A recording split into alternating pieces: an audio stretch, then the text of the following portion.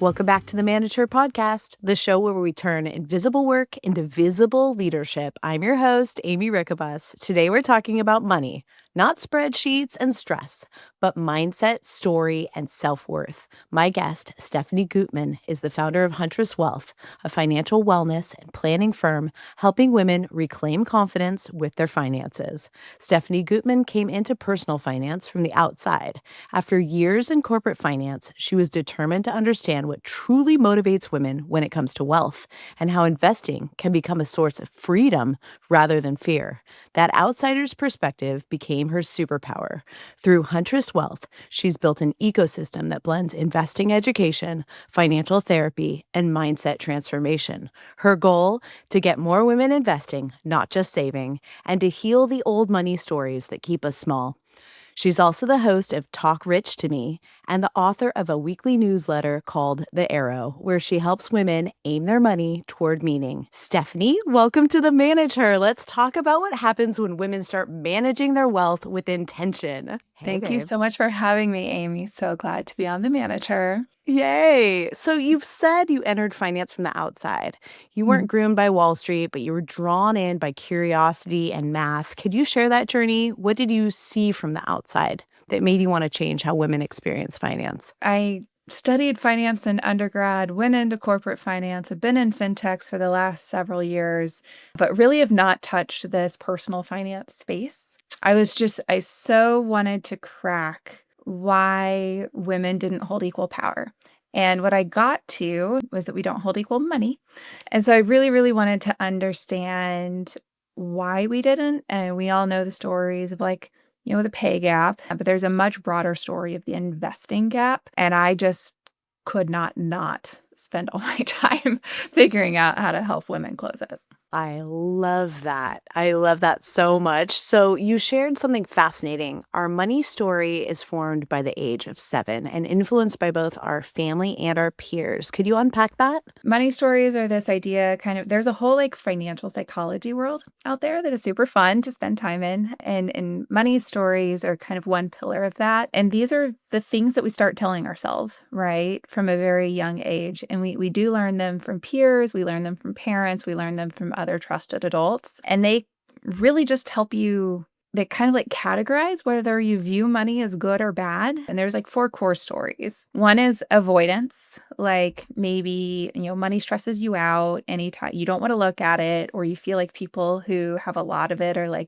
greedy. So it's money bad. You're avoiding it. There's money worship, where you think money will solve every problem. And so if you get a raise, you deserve it, go celebrate and spend it all. Or it's, you've had a bad day, spending that money will make you feel better. And so it's just using money to solve your problems is money worship. Then there's status, where you're equating your self-worth with how much you have. So your self-worth equals your net worth. And so it's if I have more money, I'm a better person. But we all know that doesn't necessarily make you happier or a better person. So that's a really big catch-22 as well. And then the last one is vigilance. And so this is money is what keeps me safe. If I'm disciplined, I will be okay.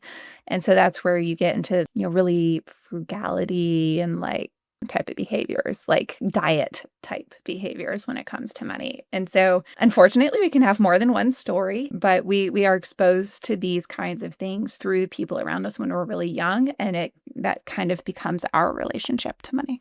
How interesting. Could you give me an example of a healthy story about money versus an unhealthy one? Yes, I will say of those 4, where they all sound bad, right? It's okay for those to be your story, where there's I was thinking of someone who I really appreciate, who always refers to things as attics or basements, right? And so there's a version where you might have that story, but it helps you, right? And so you cut out, you're not thinking the worst parts of that story.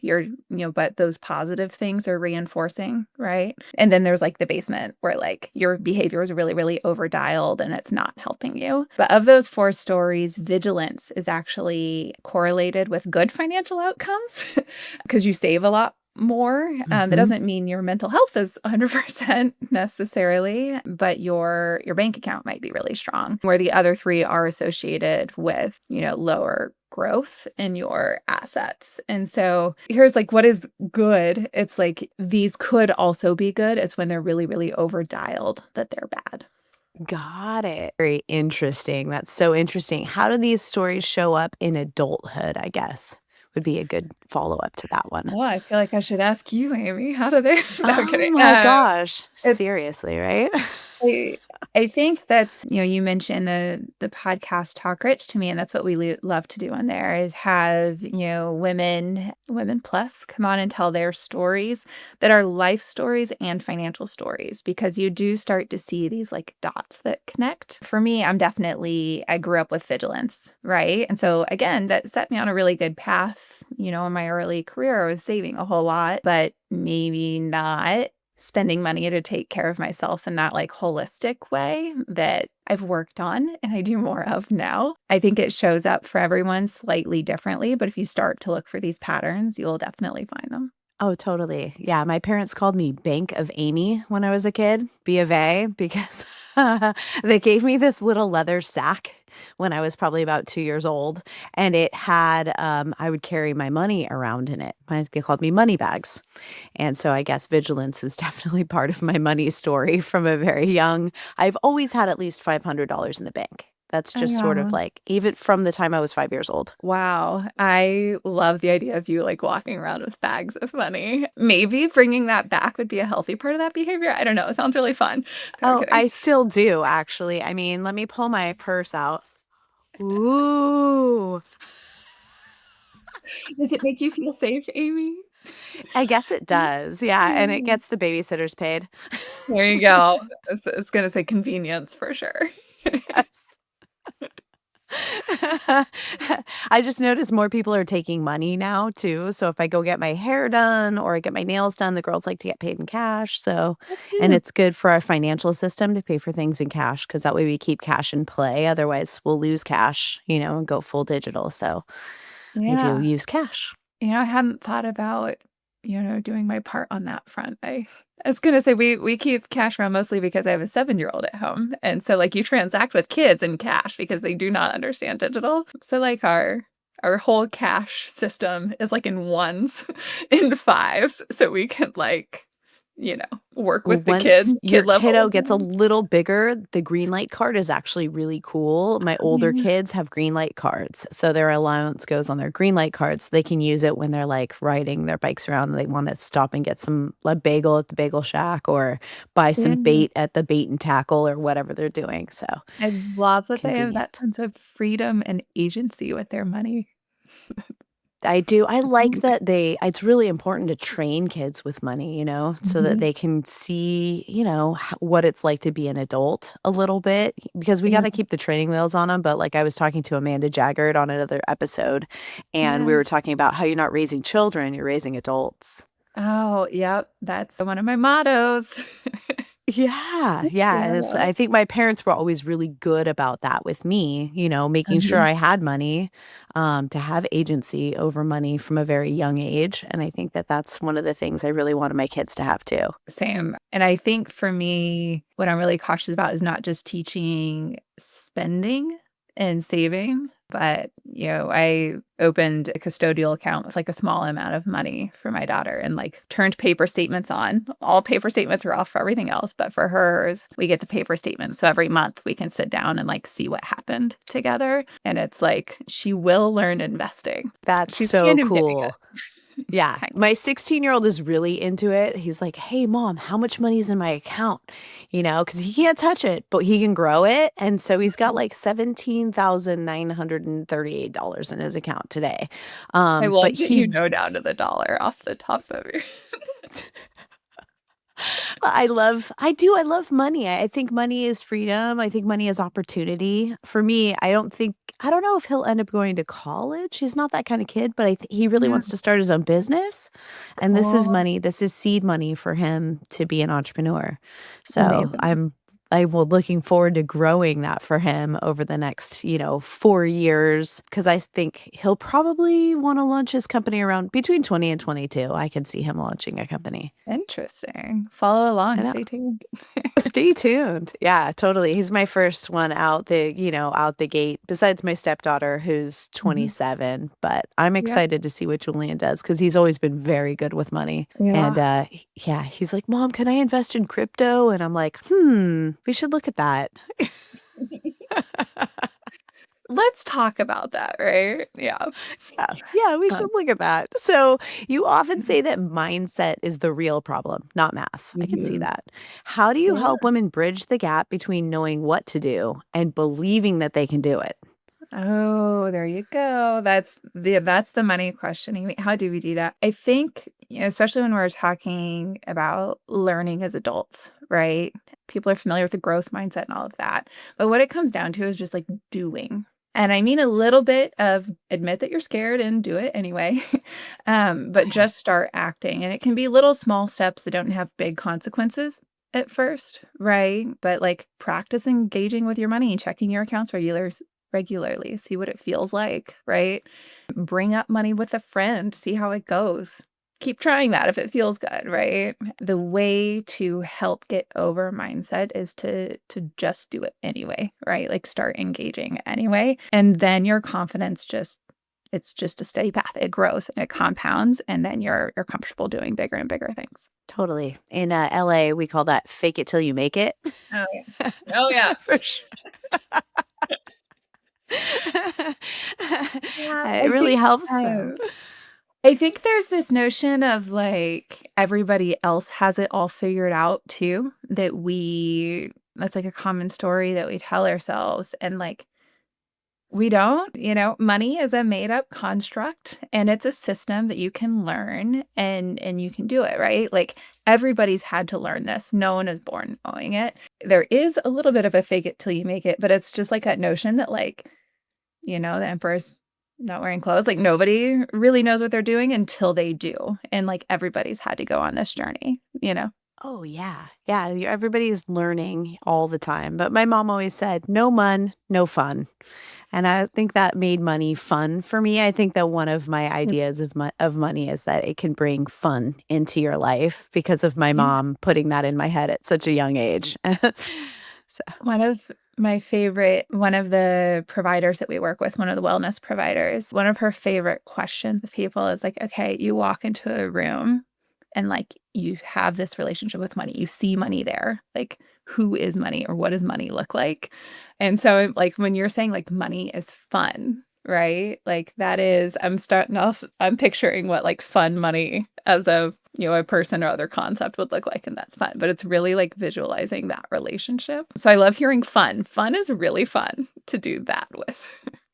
well, I think, for me, my mindset has always been kind of one of curiosity and adventure. So it's like, I think I try to approach most things in life that way. Because if I'm Mhm. doing something new and something that's scary, if I'm doing it with that, like, spirit of curiosity, that spirit of adventure, it makes Yeah, it fun. yeah. What was the word you just taught me before we got on? Spiritualpreneur? Oh, spiritualpreneur was the Spirit word. I was working with ChatGPT, and we were working on some copy for the new website for the Mhm. Yeah. manager.com, and Chat's like, "Oh, you're a spiritualpreneur." And I'm like, "Oh, I like that," because, most entrepreneurs who run big companies like Tomahawk is gonna do 100 million in revenue this year, which is woo Yeah. woo. But, Woo-woo. most of them, I've been a Reiki master for 20 years, and I'm a yogi, and my joy and my happiness are way more of a priority to me and my life than the Mhm. amount of money that I have in the bank. I like having money in the bank. It's cool. It's Yeah. fun. You do cool stuff with it. But if you're not, like, all around happy, Yeah. it's just a number with a bunch of zeros behind it. Yeah, I really latched onto it when you said it, not just because it's a fun word, but also because it's like the whole basis of what I hope for people with Huntress is like knowing what your values are and using money as a tool to enact them, right? And that's like very much Yes. so when you've decided to start a company, like what you were deciding to do, you know? It might not be starting a company, it could be something else, but like stepping into your power and like shouting your values out loud. When So I was stepped into the CEO position at Tomahawk, mhm. like 4 months later, I was put in a board seat for a very prominent nonprofit that I'm very passionate about, Yeah. and I immediately knew I wanted to grow this company so that I would have the money to donate to the nonprofits that I wanted to donate to, Yeah. and I was like, "I wanna donate $100,000 a year to my Mhm. nonprofits that I believe in," and that was sort Yeah. of what got me going, and I think having that purpose-driven mindset, a Mhm. purpose bigger than just, a fancy car or a Mm. fancy house is so important for your why. Yeah.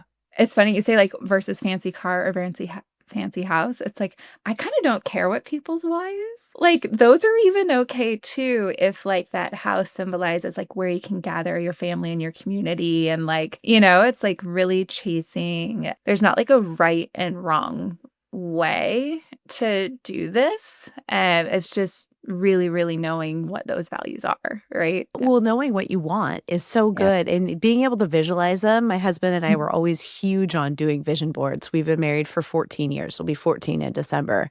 And 14 years ago, we didn't have that much. I was kind of starting over after the recession. I was in real Mhm. estate.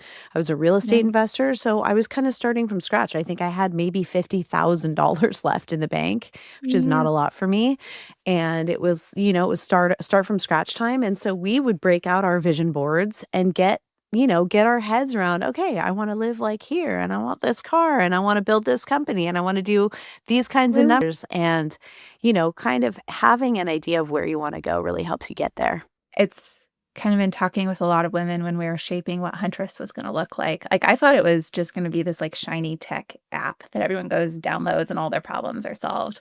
And, like, I still hope it's that, like, we are building that, but it's the, like, mental part of it is way, way stronger than I thought. And, like, again, that power of knowing what you want is so important.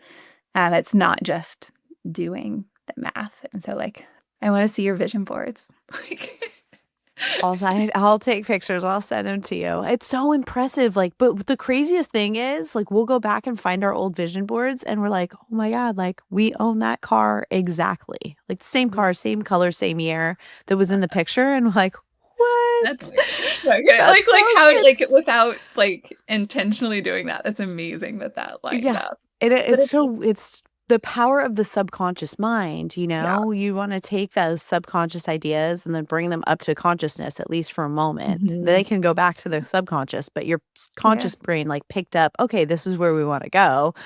I Yeah. love that those aspects of making money and the financial I love your financial therapy meets financial planning thing you've got going on. So, your Yeah. membership model talks about includes talk therapists, hypnotherapists, and Mhm. educators.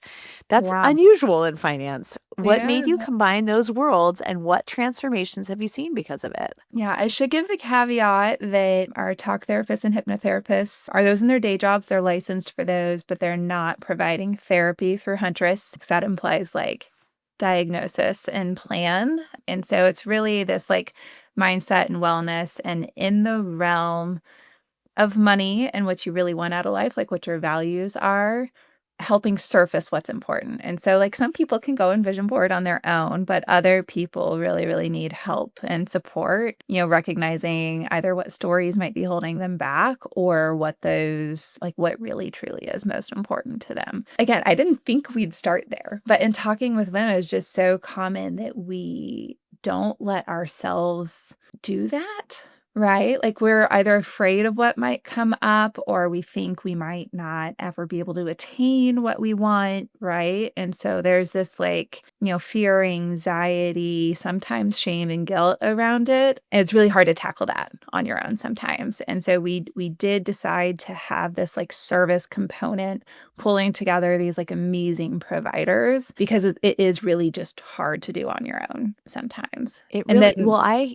I've used the hypnotherapist. My husband Yeah. and I had a success coach. Gosh, when I decided I wanted to write my book, I had Mhm. started writing the book and then kind of didn't really know exactly, new world, totally out of my wheelhouse. And we brought in a success coach to work with both of us. Yeah. And it's amazing now when I look at my life, all of the things that I'm doing that we worked on in our sessions, Mhm. like the Yeah. podcast. And I'm now writing my second book Yeah. and building the community and building the website and going out and talking on other people's shows. And it's so cool that what Yeah. the work you could do with a hypnotherapist is pretty impressive. If you haven't worked with one, I definitely suggest you'd give it a try. Very much so. It was something I was a little skeptical on because I just had the, like, media version of hypnotherapy. Like, I didn't actually know in real life, and so when I was connected, the person that we work with, her name is Julie Shui, she's amazing, and when I was connected with her and, like, learned what it was actually like and what it can actually do for you, it's really just helping surface what's deep inside. Like, that's all it is, right? She's like, "No, I can't make you bark like a dog if you don't wanna bark like a dog." Like, that's it's not about planting ideas, it's about surfacing ideas, and that was I've my mind has been opened since I've been on this journey, for That's sure. amazing. Could you give me some examples of transformations that you've seen in your practice with this? Yeah. One of my favorites is a lot of people do choose to start with our visualizing wealth session, which is a session that Julie and we now have another provider who can also do that session with us. And this is really just imagining your future state again, like trying to surface those wants and desires, right?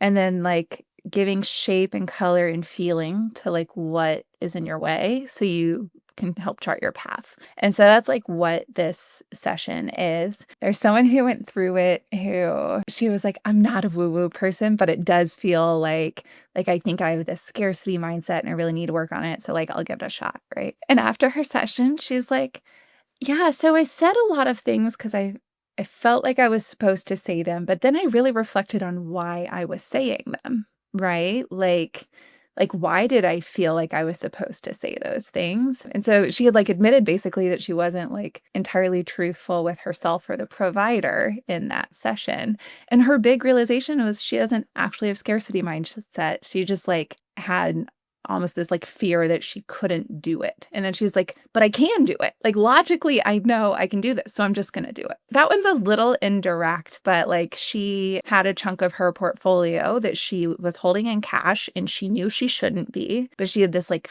fear of acting on it. And then every time she went to, she like stopped herself. And it's now fully invested according to her own asset allocation that she came up with that we like gave her all the resources to help make this decision. So I was like, win. Like, I can go point to that one. She just started doing it and she started doing it bigger. That's amazing. And then you're giving her the tools to show her what her options are, how she can invest this, what her returns are going to look like, that kind of thing, kind of giving her some information. Yeah, so it's more, why is diversification important? Why might you choose to hold more on one type of asset class? And then thinking of the job for that money and, as a long-term job. And so then what, your division of assets might look like in a long-term state. So it's like, I think what's really important is we're very different than financial advice because we're not telling you what you should do. We're giving you the tools to make those decisions.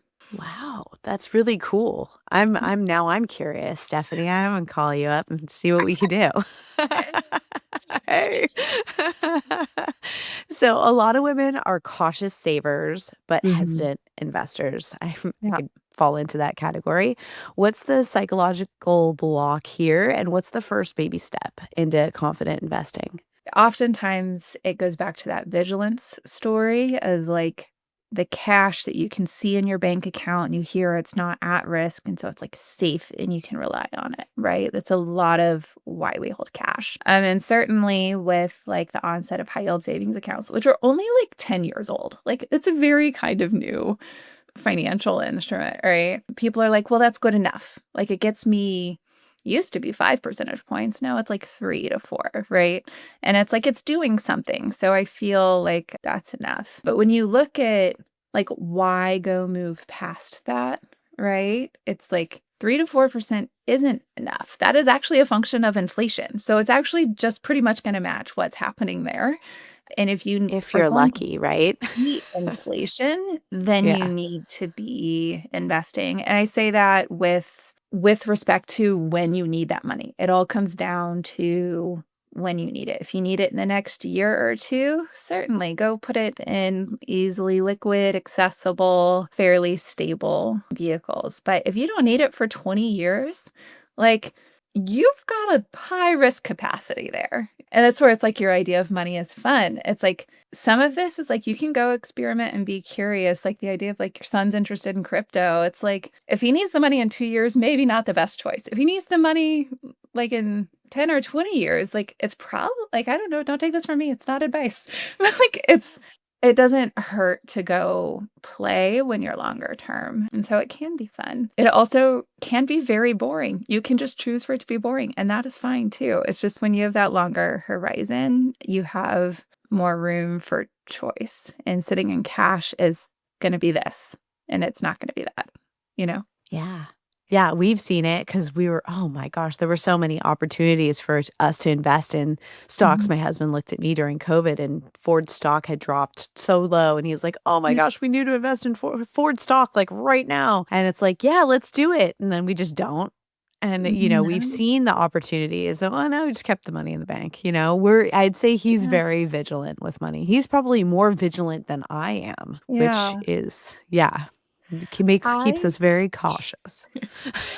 Yeah, then I am usually like I balance between like if you're curious about a specific asset or stock and like I think it's okay to go act on that, but it's always like within reason. Like the whole thing of diversification is like you've got to hold a bunch of stuff in order for it like to pan out and like get market returns. Like that's your goal at the end of the day is not beat the market, it's get market returns. So it's like okay to go play with small portions, but like and I hold some individual stocks, but I mostly just hold like ETFs that hold hundreds, if not thousands of stocks, like the market returns what it does. And like our job isn't to beat it. Our job is to just like go get a piece of those returns. Okay, so let's break it down for the girls. What's an ETF? Oh, yeah. So glad you asked.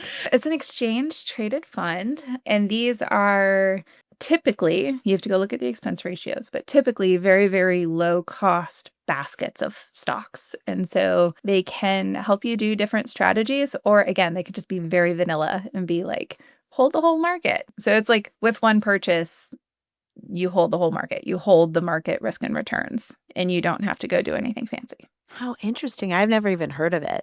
Ah, This is outside my world. ah. So I'm glad Yeah. to I teach mean, something new. so like mutual funds, do you know what those are? Yes, I know what a Right. mutual fund is, but we could explain it to the girls real quick. Yeah, so mutual funds are a very similar concept, except it's like ETFs are just like the next generation of mutual funds. They exist and can exist because technology has improved. So it used to be mutual funds were only priced once a day, and like a manager had to like make decisions. And so they cost more because there's like a manager actively involved. Whereas like an ETF is like way more tech driven. That's why they can be so low cost. So, Oh, that sounds very interesting. Aha, I like it. Wow. Teach me your ways, Stephanie. so it can be boring in a good way. It can be totally boring. It can also be fun, but that's to say is like investing doesn't have to take up a ton of your time or mental space. There's parts about it you enjoy. There's ways to make room for that too. That's really fun. Now we're going to get into some stuff that I was my world. So, real estate and startup finance, both things I Yes. love. You and Uh-huh. your husband are both active in real estate and startup investing. How does the entrepreneurial mindset influence your approach to wealth building for women? Great question. We come by startups and real estate, honestly. Like real estate has been his whole career, startups have been the majority of mine. And once you've operated inside of those, I feel like we have a really acute understanding of like how they make money and what the risks are. And I think that's hard to understand from the outside. I was reading a stat, it was just like yesterday, that 40% of millennials say that their wealth comes from starting a business, which is like way over indexed from prior generations. And this is affluent millennials. So millennials with at least 250K of assets, right? Like 41% of them got it through starting a business, maybe in addition to other things, but that was one of their factors. Just like when you have agency and like you kind of have that leg up in an industry, it just makes you a better investor. So you know this as a business owner, right? Like I Yeah. think it's, maybe not a lot of people understand like IT, right? And like might not like seek out investing in IT if they don't necessarily understand it, but like this is what you do, right? Like, and so when you double down on what you know and what you specialize in, like that's another good investment strategy. One, Yeah, we I need to think, really delve into this a little bit because we haven't been doing it at all. And we've had so many opportunities and we have just not done it at all. And I think yeah, as we move into the next phase of our lives as a couple, it's something we really need to like take on and make a yeah. priority, be intentional about it. There's, like, some people who have, like, the barbell strategy is, like, they Mhm. basically hold a chunk in cash or really, really low risk things, and then they hold a chunk in, like, this really, really high risk thing that they know well. And so, like, some people do that. Even as I mean, it's scary to say experts because like, you can always, like, knock on wood with that. But, like, even very experienced in startups and in real estate, we still have like upper limit in our portfolio that we're willing to put into these alternatives. So we don't do that barbell strategy. I'm a big believer of like a limit on alternatives of around like 20%. And again, that's assuming you can even afford that risk, right? But it's like you don't have to go get into alternatives. But if you want to, like you can learn about it and do it. That's fun. I That's mean, I don't think of real estate investing as risky. Do you? Yeah, I do. So it depends on As long as you're gonna hold it for a while, right? I'm thinking like if I strategically you get into things and you plan on holding them for maybe 20 or 30 years, you still have to buy wisely because it's all in the art of the deal, you know? You've got to Yeah. make the deal going in, as my mom always So said. real estate, I think this is where I get maybe I'm too close to real estate, but it's like a big, big world too, right? So like I know a whole lot about commercial real estate and specifically multifamily. So like I don't even Yes. know much about like industrial or self-storage, which like office, like these all of these things I'm saying have very different risk return profiles. And believe your residential I'm background, is that right? mostly residential. Yeah. Yeah. Yeah. And so Yeah. that's Up to even like like a whole other world, right? R4. Uh, Yeah, exactly. Yeah, but I'd love to I think that's the next level is getting into more of the commercial side of real estate, but more like the higher density, yeah. complexes would be a good investment for us at some point. I think there's a difference if you're interested in, like, self-managing it, Mhm. right? Or if it's really truly, like, a passive investment. Like, it's much easier to get diversification through passive investment, but you have less control, right? So, like, those are Totally.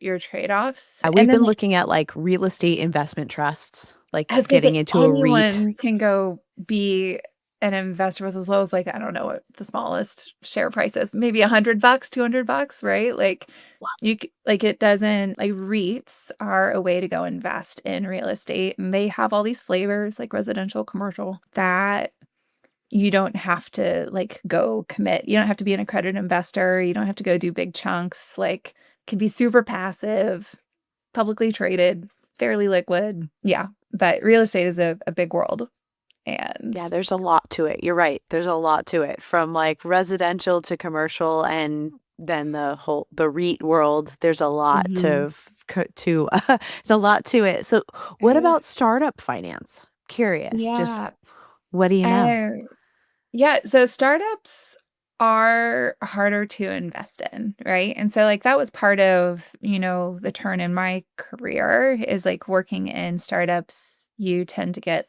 the option to purchase a part of where you work, right, through your options. And so, like, that was how I started. It's like I worked at these companies. I thought about what their trajectory might be and, like, purchased some of my shares when I left, right? But then when you're starting to look at investing in other startups, it's harder. right? Either you're looking at like VC funds have minimums. Usually, I've heard like 50K is on the smaller end for like VC fund minimums.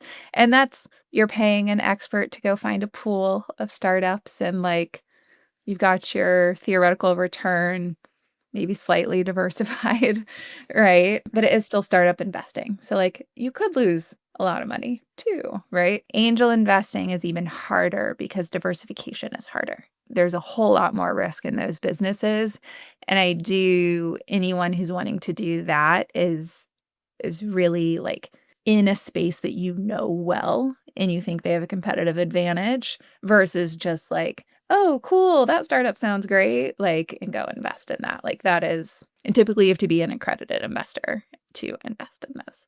Exactly. Where I'd love to meet you along the road is finding a way for women to start investing in other women's companies and being Mhm. able to like have an entry level point where there's an accessibility point for women to invest in other women's companies. And that's something that I'm super passionate about myself. And I think we can use technology to build. I do have a dream that through Huntress one day we're offering private funds with lower minimums, right? So it might not be 50,000, but it might still be like 5,000 to go invest towards not necessarily cause-based investments, but value-based investments. So investing in like women-led startups, for example, is like that's the Because dream. we're so underfunded. I Yeah. can't believe women are still getting 2 to 3% of all capital available today in 2025. That's just Yeah, sad. that's in a good year.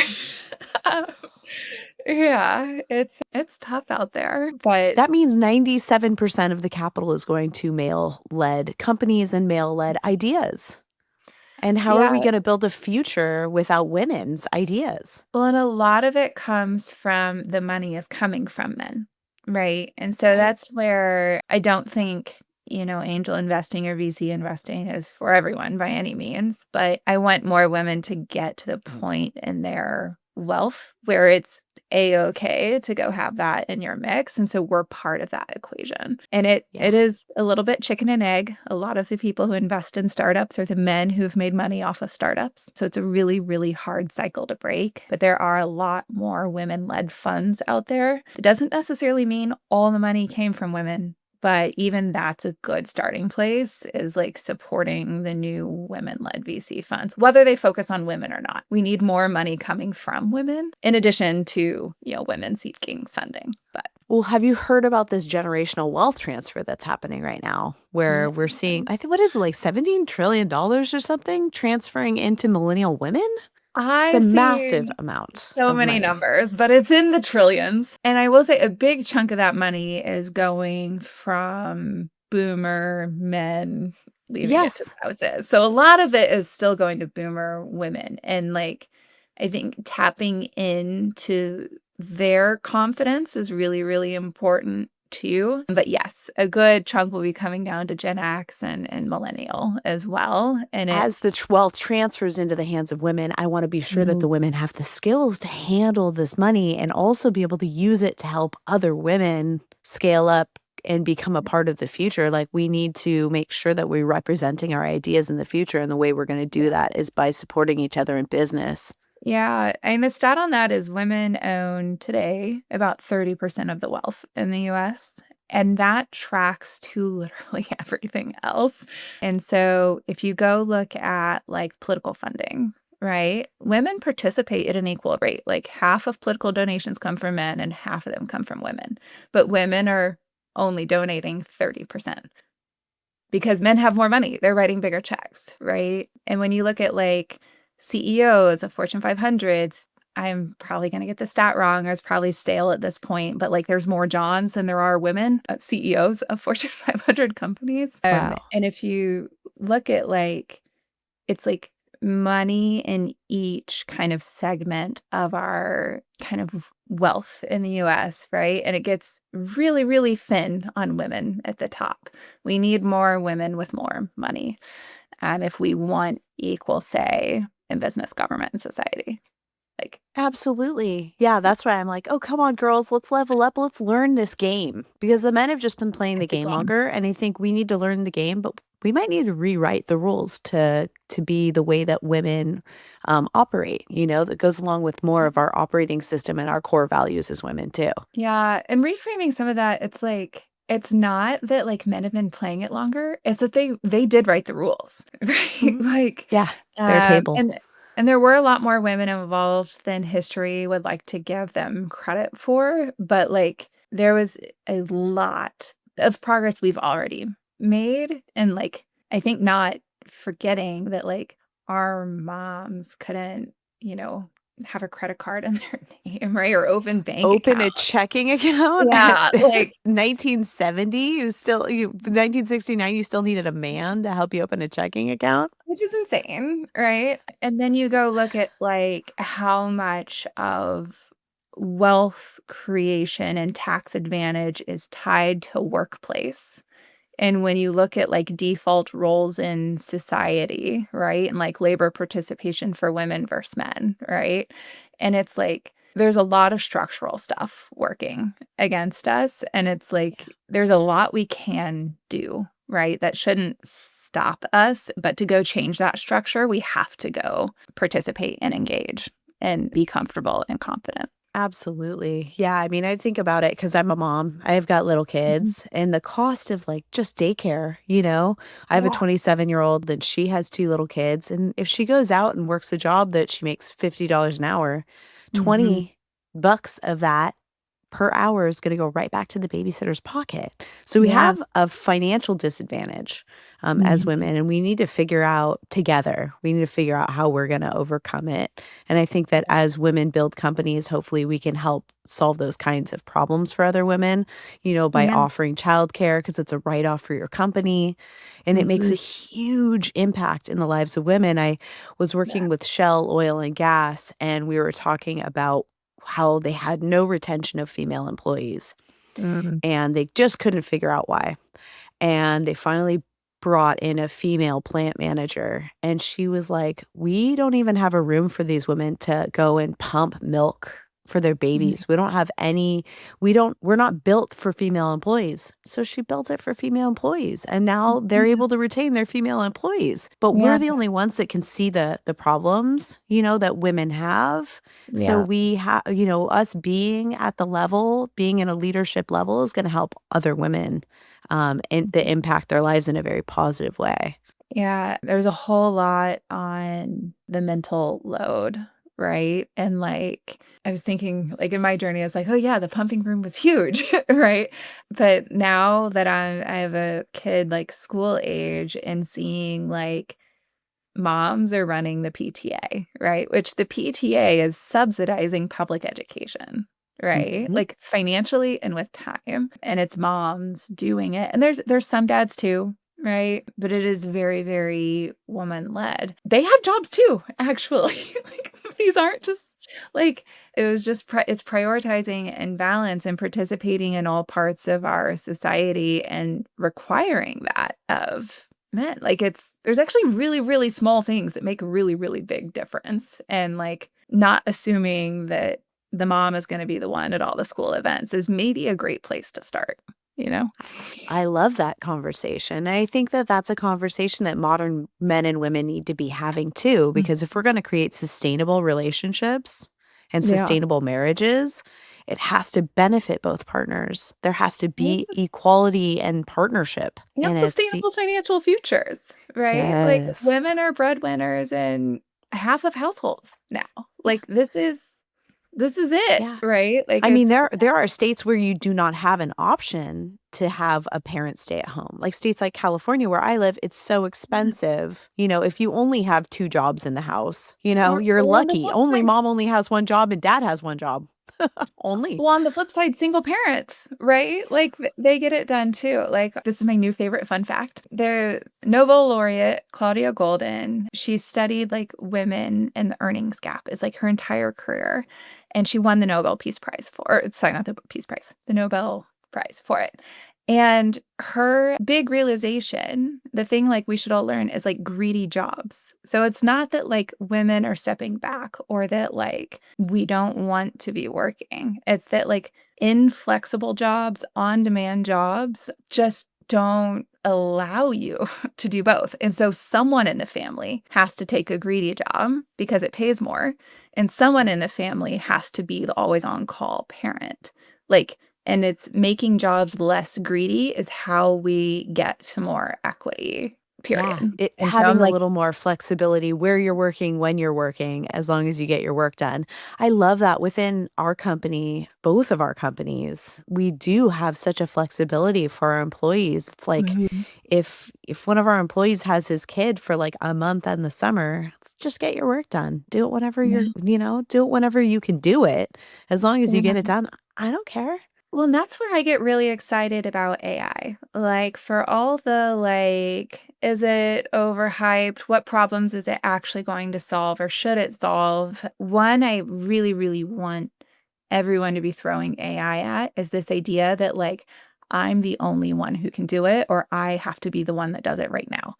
And it's like if AI is giving like humans agency and humans flexibility, we're winning. We're beating the robots. We're like being productive and getting to be human.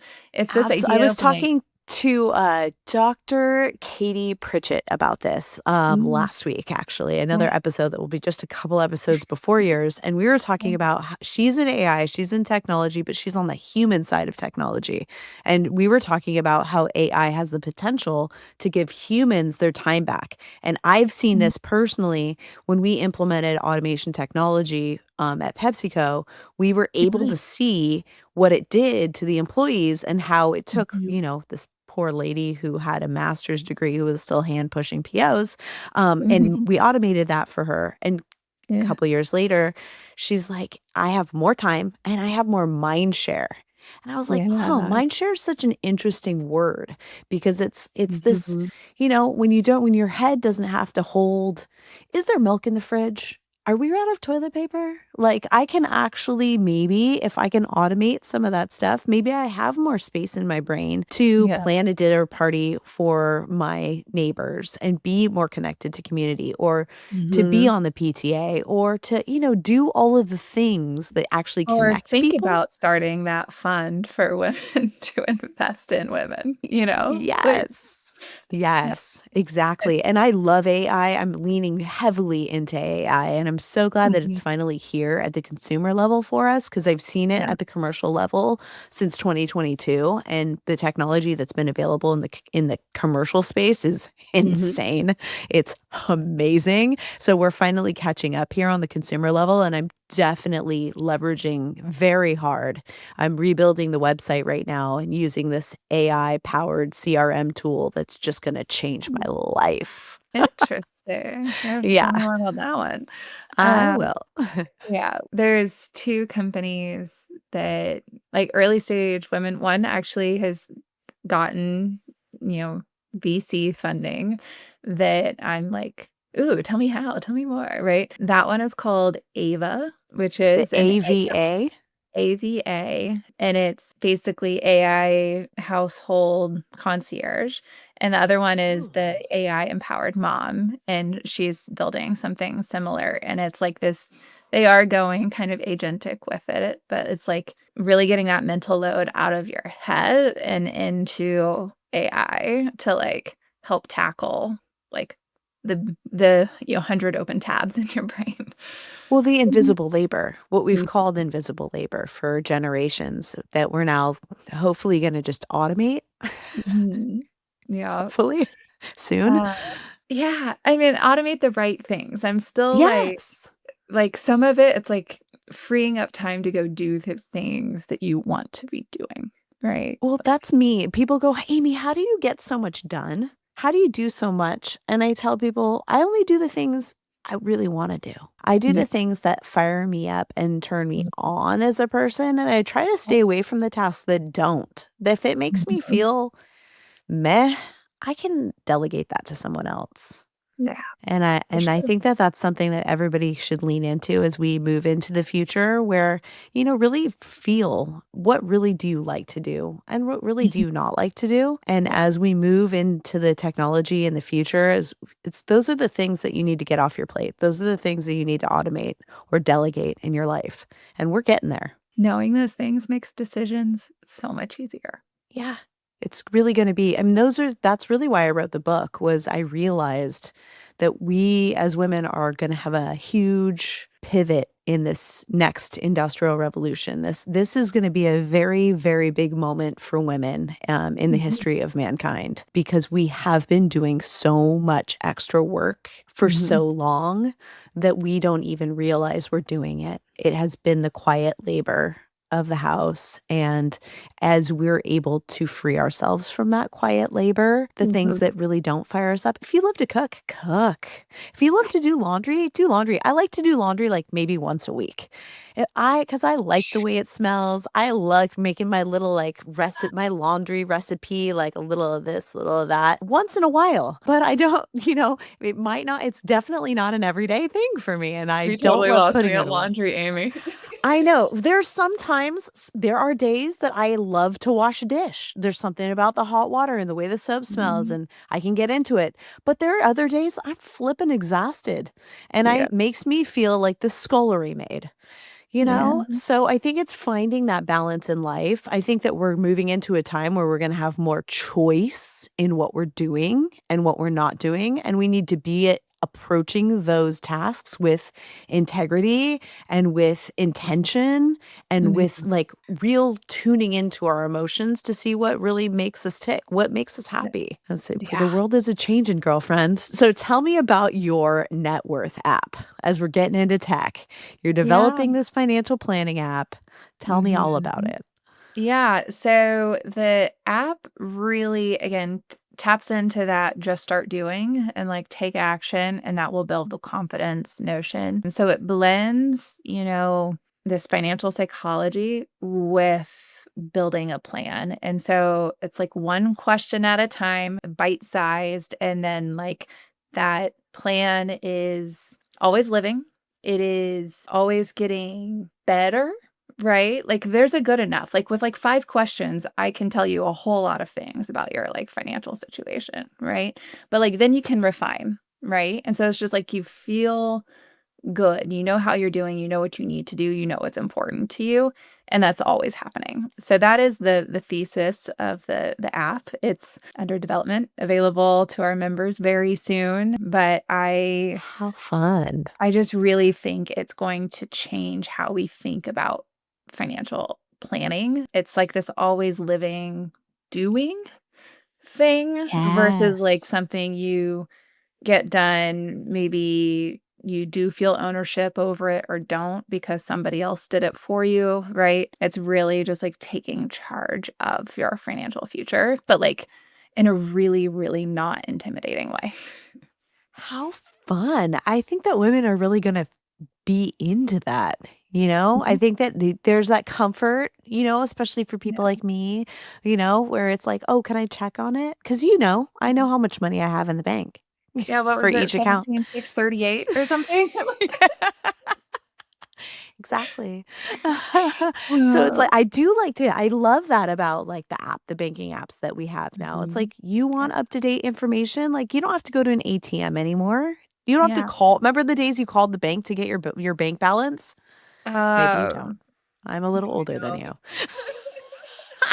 I was born in '78, so, yeah, and I've had a bank account since I was a baby, but, yeah, it's Yeah. one of those things, I'm like, you are here, like, we're in the financial future, and I do Mhm. believe the future's female. That means we gotta step into, taking control of this. Let's rewrite the narrative, Yeah. if there's a woman that's listening today who feels behind, ashamed, or overwhelmed by money, what's the first story she needs to rewrite in her head before she can start rewriting her bank account?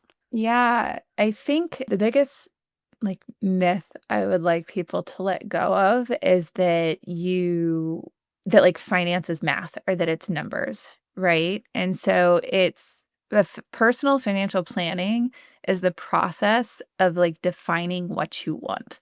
That's what it is. Like, the numbers come later, right? And I'm not saying defining what you want is easy, right? Like, but it's not just straight math, and that means it's not boring, it's not difficult. From that perspective, you don't have to be good at numbers to be good at personal financial planning. You have to be good at knowing what you want. And so it does take reflection and decision, but it doesn't necessarily take math, even though I believe women are really good at math too. I don't want it to sound like that, but a lot of I hear I'm not a numbers person, like, so frequently. That's like my number one thing that I hope people stop telling themselves. I love that story. That makes it so much more approachable when you take the math out of it. It really does. Because Yeah. even me, I'm good at math, but Yeah. numbers still do overwhelm me. I have to say they really do. I'm not an account. I could never work in my accounting department. Ugh, boring. You delegate very well. Yes. That does not bring me joy. No. Mhm. I try to stay away from the things that don't bring, if it doesn't bring me joy, I'll go to the marketing department. I love marketing. I love Yeah. doing, interpersonal stuff. Way more light my fire. But no, Yeah. not that money. But and I do love the idea that we can dig into what we want, and that's a big part of planning for our future too. Our financial future. It's like, Yeah. what do you want? Where do you want to be when you grow up? Well, and it helps you make those decisions, like, should I buy that thing I want now, or should I save? And, like, that's not always as clear as an answer as we think, right? Like, a lot of people will be like, "Well, the healthy answer is save," and it's like, maybe, but, like, maybe you're actually on track to all of your goals, and maybe the healthier thing is not to do that, right? Maybe it's to do the thing that you want and live your life louder, like, Yes, I so. know. Yeah, I was just reading a study about stress actually, and like how Mm. chronic stress is the number one killer of longevity in humans. And And stress is getting bigger the younger the generations go.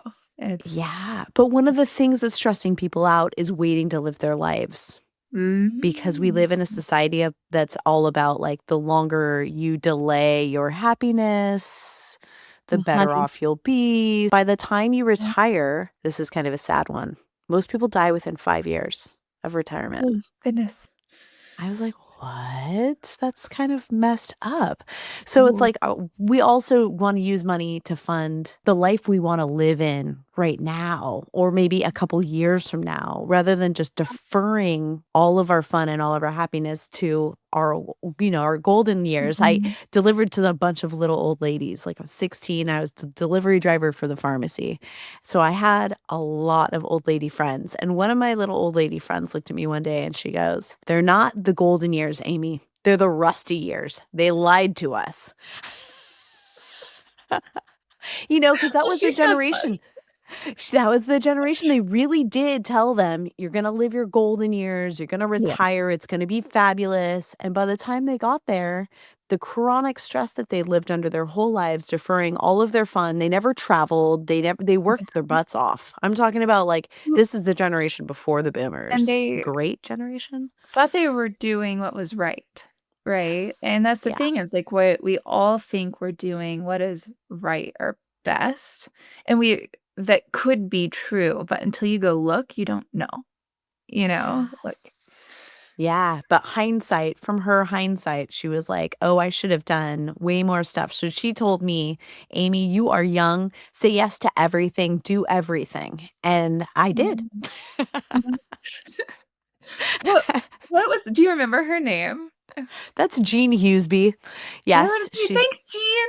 thanks, I Jean. love She's in you. heaven. She's been in heaven since 2006, but she's Yeah. definitely like one of my guardian angels. And she actually was the controller of the Wilshire Country Club in Los Mhm. Angeles and Yeah. very good with money and was very much influential in telling me, like, no, you can.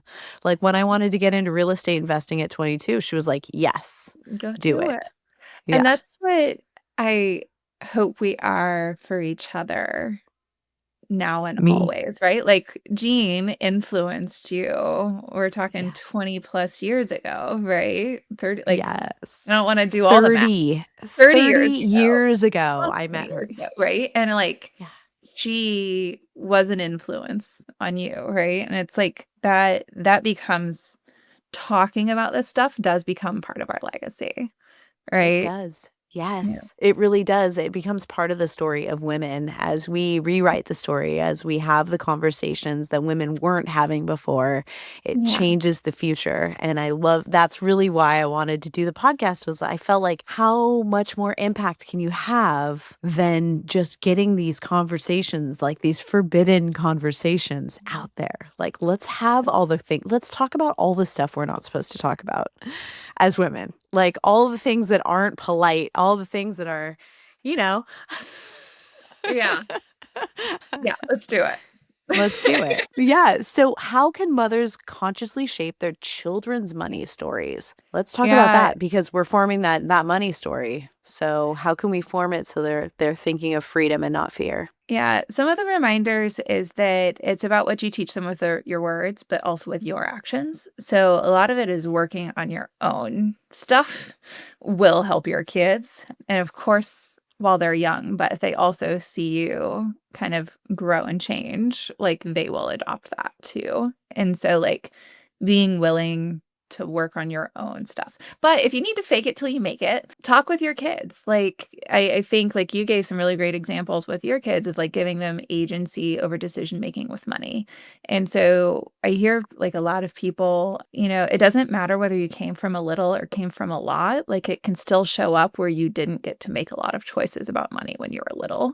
And so like creating those opportunities for your kids is huge. And then the second thing is like talk about investing. Like I don't care if you don't even fully understand it. Like I can give you a script to go say to your children, right? But talking about investing or learning that investing exists like before, I believe the stat was 16, is a 3x greater chance that your child as an adult will say they're confident investing.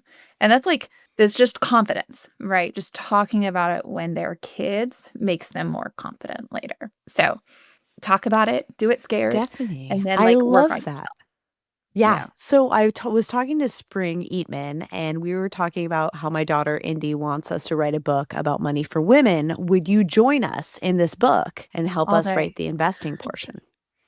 Yes, all day, Okay, let's all do day. it. Let's do Yeah. it. Yeah, Indy, she's 4, and I told her, what are you, she's like, who are you talking to on your podcast today?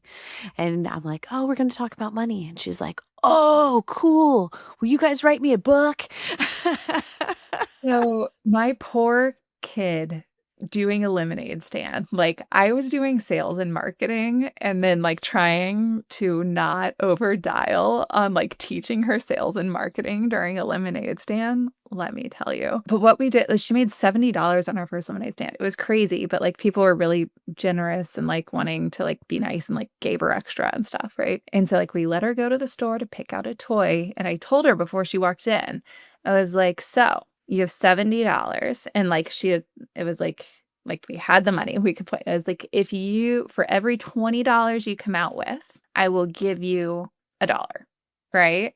And so it's like everything you like, that's a 5% interest rate, right? Like, you spend, buy what you want, but just know every $20 you walk out with. And so she bought something, and then I think she walked out with, like, 50, and I rounded up, and she got, like, 3 or $5, right? Like, back to that not having the right correct change for cash with kids. But, like, the notion that, like, keeping money can make money, and that was, like, before, we now have a brokerage account that we do with her. But, like, even just that notion that, like, money can make money, as early as you can plant that seed, the better. I love that so much. So you're here. I'm going to do a rapid fire close with you. So what's your Okay. favorite money lesson you've ever learned? Compounding, and the quick math is if you are invested in the market, it doubles every 10 years. Ooh, hey. Okay. What's a finance myth you want every woman to forget? Oh, I think I already said this one, but, like, that finance is just math. It's a whole lot more your story and knowing what you want All than it right. is math. What does talk rich to me really mean to you? Tell me what's important to you. Rich is what you value, and it's important to talk about what you value. I love that. So, Stephanie Guttman, thank you for this powerful conversation. You reminded us that financial confidence isn't about knowing every term on CNBC. It's about knowing ourselves. And for those listening, you can learn more about Stephanie's work at huntresswealth.com and follow her on Instagram, TikTok, and LinkedIn at Huntress Wealth. Check out her podcast, Talk Rich to Me, and subscribe to her weekly newsletter, The Arrow, for tools to build wealth with purpose and clarity. If this episode sparked something in you, share it with a friend who's ready to rewrite her money story. Subscribe to The Manager on Apple Podcasts and Spotify for more conversations that redefine leadership from the inside out. Until next time, lead your life, your work, and your wealth with curiosity, strategy, and heart, because managing your money is managing your power. Thanks for listening.